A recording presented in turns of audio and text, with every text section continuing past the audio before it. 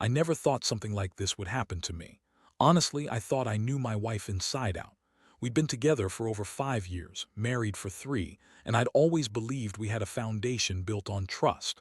That whole trust your partner saying, yeah, I lived it. Until the night I found out it was all a lie. It started with a strange feeling in my gut. I'd noticed her phone buzzing constantly late at night, and her texts became more guarded. She'd slip her phone into her purse quick, like she was hiding something. Little things at first, her pausing when I entered the room, the way she'd lock her phone screen when I was near. I brushed it off, convincing myself it was just work or maybe a new friend. But then I caught her. One night I was sitting on the couch, watching TV, when her phone lit up with a new message. I'd been suspicious for weeks, so I reached over and grabbed her phone when she wasn't looking. My heart was pounding so loud I thought everyone in the house could hear it. The message was from someone I recognized immediately, my best friend Jake. The words made my stomach drop. Can't wait to see you again, tonight's perfect. I stared at the screen, feeling cold sweat break out on my forehead. My fingers trembled as I scrolled through the conversation. It was full of flirty comments, emojis I didn't want to believe I'd seen from someone I trusted. I looked up, my mind racing. I needed proof, real proof, so I started digging. The next day, I secretly checked her emails, her social media accounts. I found a series of texts that confirmed everything. They'd been sneaking around for months, hiding it behind fake smiles and excuses. My wife had been with my best friend. That's when I realized the worst part. I'd introduced Jake to her family as my trusted confidant. I'd been proud of how close they'd become. All the while, they were playing me for a fool. I couldn't breathe right. My hands clenched into fists at the memory. I sat there, staring at the messages, feeling like my world was shattering. How many times had I told myself I was lucky to have her? How many nights had I trusted her, believed in us? And now, everything was in ruins. I knew I had to do something, but I didn't want to just walk away. I wanted justice, some form of poetic revenge. I wanted her to see everything I saw, the betrayal, the lies, the way she'd used my trust as a weapon. I wasn't just going to confront her blindly. I needed a plan, and I needed it to be perfect. I sat there for a long moment, feeling the heat rising in my chest. My jaw clenched as I clenched my fists. I thought, she's not going to get away with this. Not without paying a price. I decided I'd wait until I had everything lined up, proof, a clear plan, and then I'd confront her directly. No more hiding. No more pretending I didn't know. That's when I realized this was going to change everything. I trusted her, yes, but now I saw her true face. And I wasn't going to let her get away with it. Not without a fight. Not without making her understand the damage she'd done. But first, I needed to get inside her head. The more I thought about it, the clearer my plan became. I'd turn the tables on her, show her. She wasn't the only one who could play dirty. She'd see what it felt like to be blindsided, to be betrayed by someone she thought she knew. I'd make sure she knew that her world was about to turn upside down. I took a deep breath and let the anger simmer. This wasn't just about cheating. It was about respect, trust, and whether she understood the damage she'd caused. I was done being the patient husband. Now I'd be the one in control, and she'd regret ever crossing that line. I needed to leave now, set everything in motion. But I promised myself one thing: this isn't over yet, not by a long shot. I spent the next few days gathering everything I needed.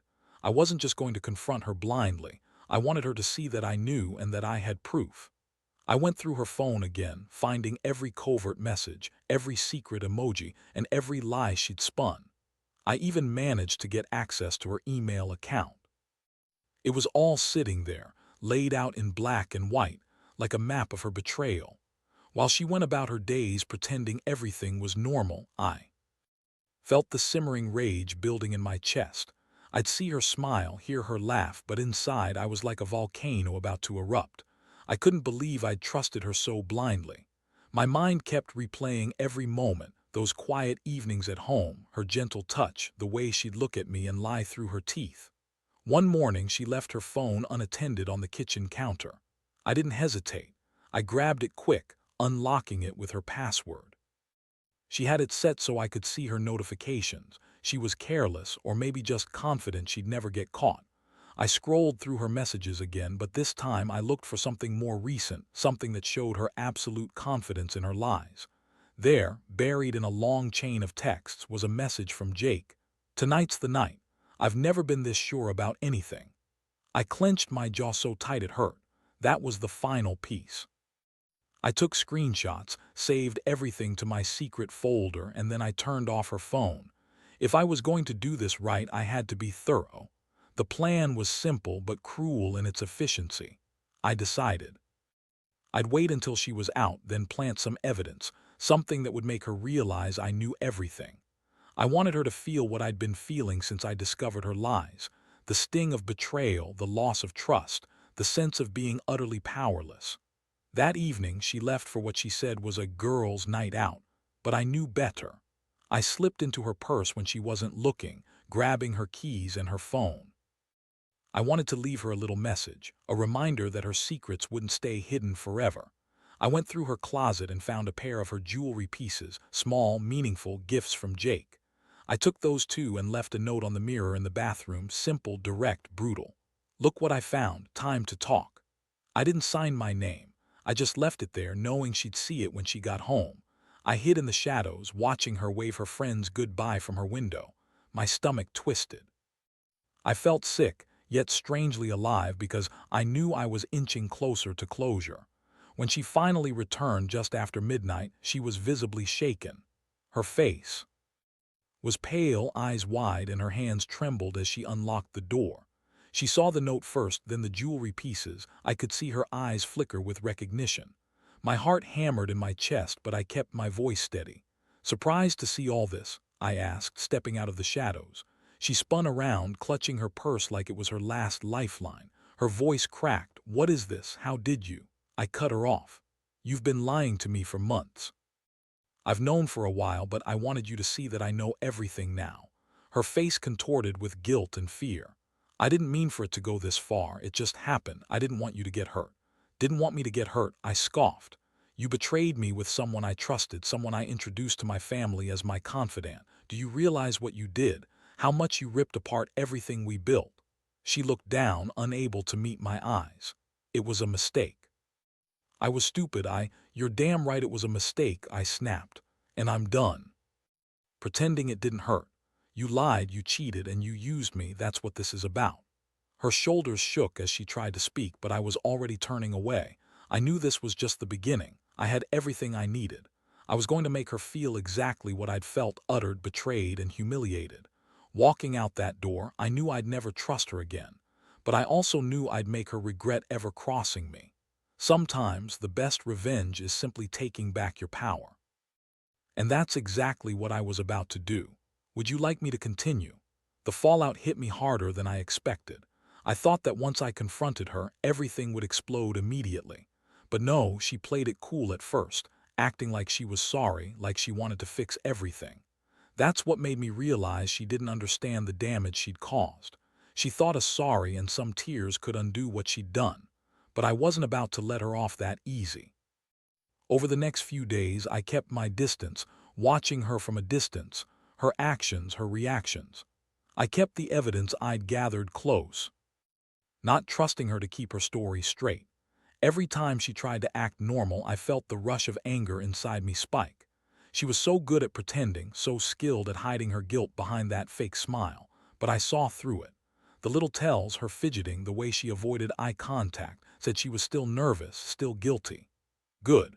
I knew I needed to escalate the situation, to make her realize she couldn't just sweep this under the rug with a fake apology.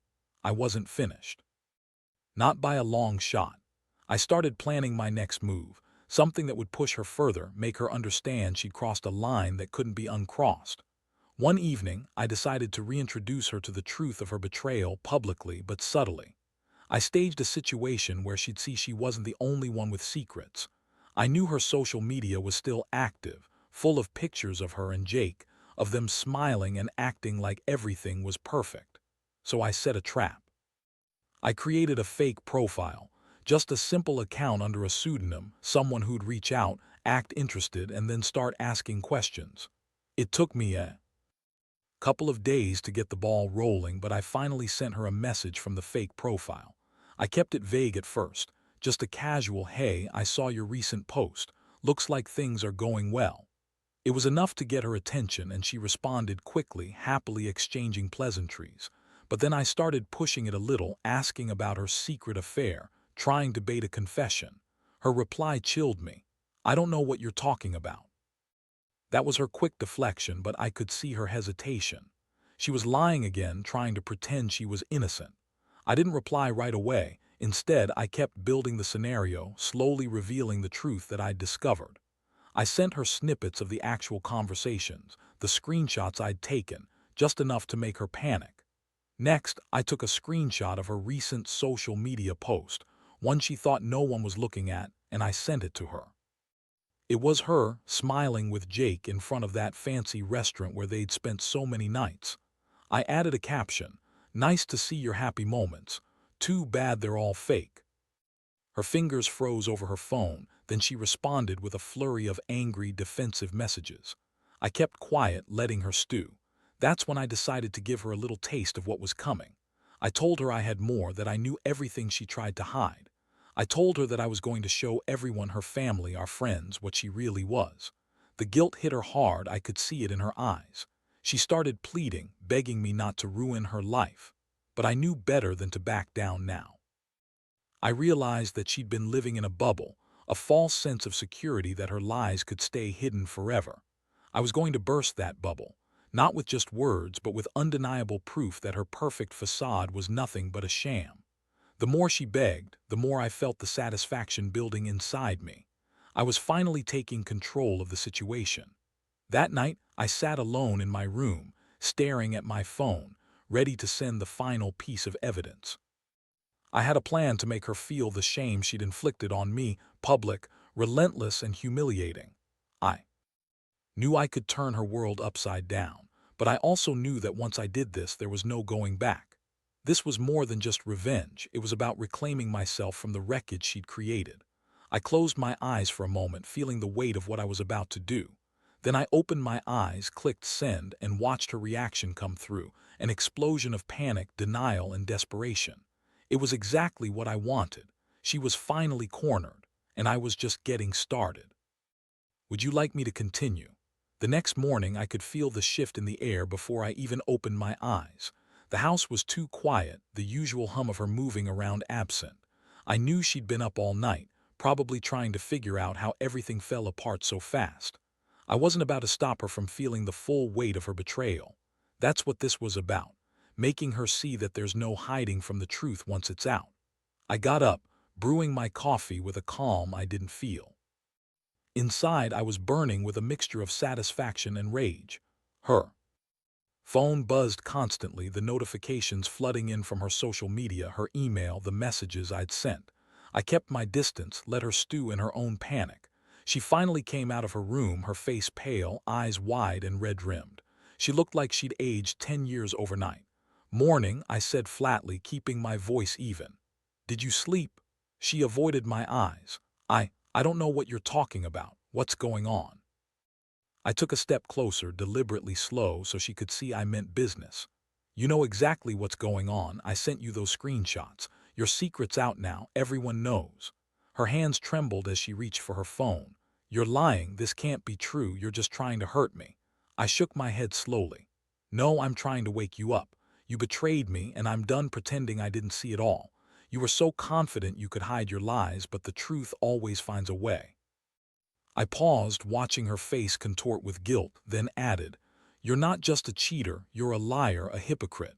You hid it behind my back, and now everyone will see who you really are." She finally looked up, tears streaming down her cheeks. "Please, I was stupid. I didn't mean for it to go this far. I love you, I swear I do." I barked out a bitter laugh. "Love? You think a few tears and hollow apologies can fix what you broke? You played me for a fool, pretending to be the perfect wife, but I got the proof I needed. And you know what? I'm not going to let this slide." Then I reached into my pocket and pulled out the small box of her jewelry pieces, the ones I'd taken before. I unfolded a delicate necklace, the one she'd always wear, and held it out to her. "This is what I think of your apologies," I said coldly. "It's going in the trash." Her face crumpled even more as she lunged forward. Please don't do this, we can fix it, just give me a chance. I stepped back, voice hard.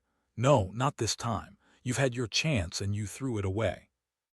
I don't want to be with someone who lied to me every day. You're done. Her sobs broke free now, loud and raw. I was stupid, I was weak. I didn't mean for him to hurt you, I swear I didn't. I looked her straight in the eyes, feeling the cold fury inside. Your swear means nothing. You played with my trust and I'm not going to let you ruin me. Now I want you to pack your things and leave, tonight. She hesitated, then nodded weakly. She knew she'd lost. She knew she could try to deny it, but the evidence was undeniable.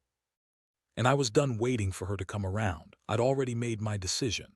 As she shuffled away to start packing, I felt strange, like a weight had been lifted. I'd finally taken control. I'd finally exposed her, but deep down I knew this wasn't just about revenge. It was about reclaiming what was mine, my dignity, my sanity, my life. I looked around the house, imagining what the future held. It was going to be lonely for a while, I won't lie. But at least now I could start healing. At least I knew the truth, and I'd make sure she never played me again. Would you like me to continue? The day she left was one I'd been anticipating but also dreading. I watched her pack her bags, her movements sluggish and defeated. She didn't bother to look at me much. She knew she'd crossed a line, and she couldn't undo it. I'd given her the ultimatum, and she'd chosen her shame over her marriage. I was a mix of relief and anger, feeling the weight of the entire betrayal finally lifted, but also the sting of how everything had fallen apart. She finally turned to me, her voice barely a whisper. I'm sorry, I never wanted to hurt you like this. I looked right at her, feeling my fists tight. Sorry doesn't fix what you did. Sorry doesn't erase the months of lies or the damage you caused. You chose Jake over me in our home, in our life, in our trust. Now you're leaving, and I hope you remember what you lost. She looked like she wanted to say more, but the words caught in her throat. Instead, she just nodded weakly and finally started toward the door. I stayed rooted in place, my chest tight, my palms sweating. I knew this was the end of our story, at least for now. As she stepped out, she paused and looked back at me. You'll regret this. One day you'll see I was the one who loved you. I didn't bother to respond. I just shut the door behind her and leaned against it for a second, feeling the cold air hit my face. The house suddenly felt enormous and hollow, the silence suffocating. I'd thought I knew her. I'd thought I knew us. But I'd been blind, trusting someone who was never truly mine. I moved into the living room, turning on my laptop to finally send the last of the evidence. I wanted everything out in the open, her betrayal, her lies, her secret life with Jake. I drafted a message to our closest friends and family, attaching the proof I'd collected. I wanted them to see the truth, not the sanitized version she'd probably spin. As I hit send, my stomach twisted. I knew this was going to cause chaos, but I didn't care. I wanted her to understand what she'd lost, and I wanted everyone else to know the real her too. My phone buzzed immediately with reactions, some from angry friends, others from family. Members who couldn't believe what they were seeing. I read their messages, feeling a strange sense of relief. I had finally taken back control. The aftermath was immediate. Her social media exploded with comments, some supportive, some accusatory. Her friends looked at her differently now, and even her family started questioning her silence. The toxic glow of her supposed perfect life was cracking open. I could see the cracks widening with every message, every comment, every shared post. But it wasn't just about making her feel humiliated. It was about reclaiming my dignity. I wasn't going to be the guy who got played and then just moped around. No, I was going to move forward, stronger, sharper. I knew I'd have to rebuild my confidence, my trust in myself, because this kind of betrayal leaves scars. That night I sat alone in the quiet, a glass of whiskey in hand. I reflected on everything, how I'd been blindsided, how I'd almost lost myself. But I also felt a strange sense of liberation. I'd done what I needed to do. I'd exposed her, gotten her out of my house, and set myself free. Some part of me still felt broken, yeah, but another part felt lighter. I'd faced the truth head-on, and I'd come out the other side. I knew now that I deserved better, and I wasn't going to let anyone, especially a lying, cheating wife, take that away from me again. I finally made a decision. I was going to start over, not just repair the house, but rebuild my life from scratch. and I'd do it better, smarter, without the baggage of lies. It was time to move on. Would you like me to continue? In the days that followed, I threw myself into rebuilding. Every step away from her felt like shedding a heavy coat I'd been wearing for years. I handed over the keys, took the last of her belongings, and watched her walk out that door for good. The house was finally mine again, empty but mine. The silence was deafening at first, but slowly I started to fill it with things I actually cared about: new routines, new goals, and a clearer sense of myself. It was strange how quickly life moved on. Friends reached out, offering condolences, support, or just a reminder that I deserved better. I didn't want to dwell on her anymore. I knew I had done what I needed: a full, unambiguous breakup. I also knew I'd never forget what happened, but I wouldn't let it define me. Instead, I took it as a lesson: trust carefully and always pay attention to the red flags. Looking back, I see how blind I was, how I ignored the small things, the uneasy feelings in my gut, the way she'd always be a little too secretive about her phone. I realize now that I shouldn't have needed evidence to see what was obvious. But I also understand that sometimes you need to hit rock bottom before you can truly stand up again. I finally sat down and wrote myself a letter, an honest account of what I'd been through, what I'd learned, and what I promised myself going forward. No more ignoring the warning signs. No more sacrificing my self-respect for the sake of keeping the peace. And most importantly, no more putting other people's secrets ahead of my own peace. The process was painful, sure, but it was necessary. I stopped blaming myself for trusting her or for believing in us. Instead, I focused on healing, on finding happiness outside the mess she left behind. I started seeing a therapist, talking through my feelings, and figuring out what I really needed from life and from myself. Now I can say I'm stronger than ever. That betrayal hurt like hell, felt like my heart was being ripped out at times, but I refused to let it completely destroy me. I cut ties with the past and moved forward with a clear mind. I've learned that sometimes the only way to truly be free is to tear down everything that's holding you back, even if it's painful. And so I walk forward now, unburdened, cautious, but hopeful. I know I'll never forget what happened, but I also know I won't let it define my future. I'll keep my eyes open, listen to my instincts, and never ignore those little red flags again. Because in the end, trust isn't given lightly anymore. It's earned with honesty, respect, and loyalty. If there's one thing I want anyone reading this to take away, it's this: don't let betrayal turn you into someone you're not. Use it to learn, to grow, and to protect yourself better next time. Be your own advocate and never settle for less than you deserve. Because if you don't stand up for yourself, no one else will, and trust me, you're worth fighting for.